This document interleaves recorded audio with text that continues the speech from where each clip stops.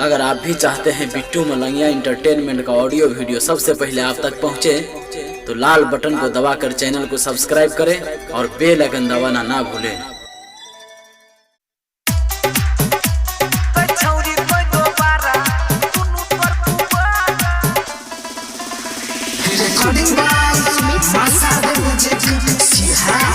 अखन अपने सब सुन रहल छी बिट्टू मलंगिया एंटरटेनमेंट के। केकरा से छुओइला ही गई छौरी कोई दोबारा,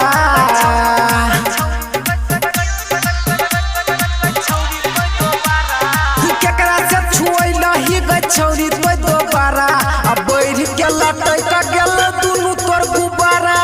गजरा वाली है गई गजरा वाली, छोड़ना वाली गई लिपस्टिक वाली। केकरा से छुओइला ही गई छौरी कोई दोबारा। अब बैठ के लटै का गेल दुनु तोर गुबारा। अखन अहाँ सब सुन रहल छी मलंगिया रिकॉर्डिंग स्टूडियो की शानदार प्रस्तुति।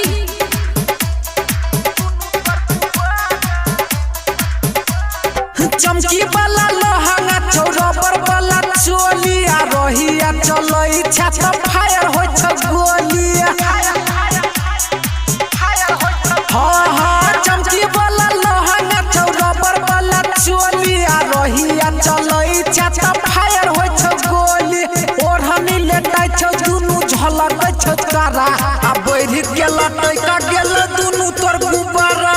गजरा वाली है गई गजरा वाली, छोड़ना वाली गई लिपस्टिक वाली। सुमित सतीश सुमित सतीश रेमा। अखन अहाँ सब सुन रहल छी मलंगिया रिकॉर्डिंग स्टूडियो की शानदार प्रस्तुति। काचे छौ मोर अभी चिकन समान गया घूमे नहीं अकेले कियो ले तो जान गई। हाँ हाँ काचे छौ मोर अभी चिकन समान गया घूमे नहीं अकेले कियो ले तो जान गई। बनल छौ फिगर तोहर इंजन छौ खरा।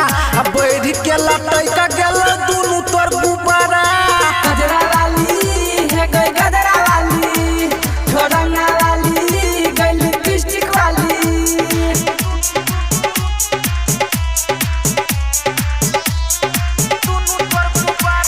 अखन अहाँ सब सुन रहल छी मलंगिया रिकॉर्डिंग स्टूडियो की शानदार प्रस्तुति। रसुगर छौट तोहर जेना लॉलीपॉप गया राम कुमार कह माल छिया टॉप गई। हाँ हाँ रसुगर छौट तोहर जेना लॉलीपॉप गई। डीजे सुमित सतीश कह माल छिया टॉप गई। राइटर पंकज चुमा मांगे छौ दुबारा। अब बैठ के लटै का गेल दुनु तोर गुबारा। गजरा वाली है गई गजरा वाली, छोड़ना वाली गई लिपस्टिक वाली। केकरा से छुओइला ही गई छौरी